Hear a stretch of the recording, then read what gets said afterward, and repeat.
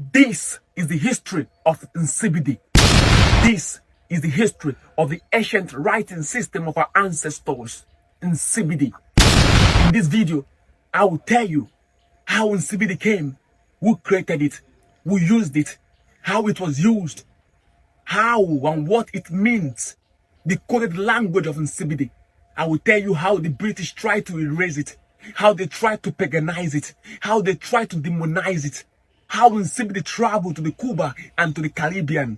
I will tell you how NSIBIDI survived, and I will tell you where you can still find NSIBIDI today. You see, listen and pay attention, Africa. Before the British came with their alphabets, before their alphabets had names like A, B, C, D, E, F, G, I, J, K, Africans were already writing. Africans were already writing in their own ways. In this land of Akebuland, in this land of Africa, it was called NSIBIDI. You see, NSIBIDI was used by Africans long before colonization. NSIBIDI was created and used by the Ijagams, by the Efiks, by the Ibibios, by the Igbos, by the Eko. It was used in the forest of what is now known as Cross River and Akwa Ibom, stretching deep into the southern Cameroons. NSIBIDI was used by our elders. It was used by our chiefs. It was used by the secret masquerade society of the Ekpe masquerade cults. NSIBIDI was used by the Okonkos. But you see, NSIBIDI was not just an ordinary writing system. NSIBIDI was language coded in symbols. Each symbol had a meaning. Each symbol had a language. It was carved. What is unique about NSIBIDI is that NSIBIDI was not made open. It was made secret.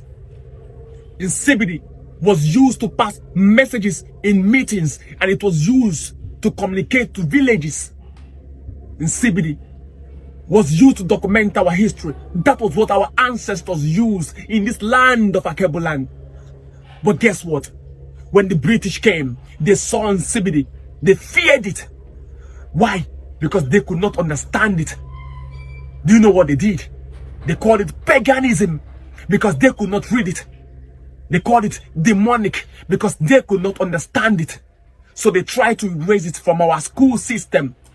They refused the people from teaching it and passing it as knowledge. So they introduced English and enforced our people to learn it. They wanted our people to forget NSIBIDI. And they said that we were illiterate, but we were not illiterate. We were only writing in ways that the colonizer could not understand. But you see, they even penalized some people who tried to keep NSIBIDI because they wanted our people to forget NSIBIDI. But guess what? NSIBIDI refused to die. NSIBIDI remained. You see, NSIBIDI was preserved by the Okonkwo's, by the Ekpe masquerade cult, by the Ibakwai fraternity. You see, even during slavery, our people were taken to Cuba and to the Caribbean. NSIBIDI traveled with them. NSIBIDI was carved in their heart because today in Cuba, you can still find the Efik culture in Cuba. And they all dance alike. They dance alike, showing you the lineage of our ancestral line in Cuba.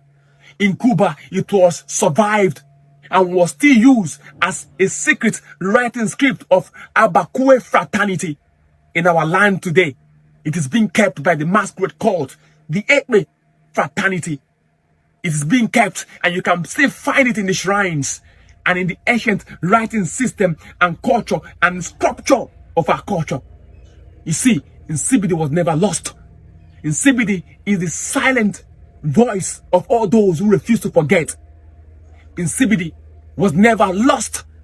NSIBIDI was hidden, waiting for the African child to remember the writing system of his ancestors. So listen, when they tell you that your people were barbaric, tell them no, that your people were unique.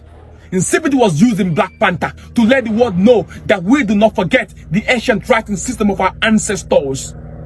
So to my brothers in America, my brothers in America, my brothers in Australia, my brothers all over the world, as long as you're an African person, When they try to tell you that your ancestors were barbaric, that they were primitive, tell them no. If they tell you that your ancestors were illiterate, tell them about NSIBIDI. Tell them that their ancestors were writing even before colonization.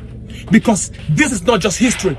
This is a proof of who we were before colonization. And if you want to know more about NSIBIDI, if you want to know what each coded means in love, in language, and in war, comment modern day town crier. Tell me more, and I'll tell you more. Because the ancient writing system of our ancestors have been made open to town crier himself. Because we have dig deep into the ancient coding system of our ancestors. And I can teach you if your heart is pure. Wisdom Africa is a principal thing. Make sure you comment on this video to serve as a proof to your ancestors that you heard my voice, because the trees bear witness that I taught you. So comment.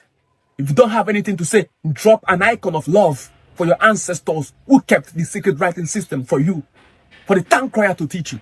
Make sure you share this video for the world to know that we still remember who we were yesterday, today, and who we were to be, and who we will be tomorrow.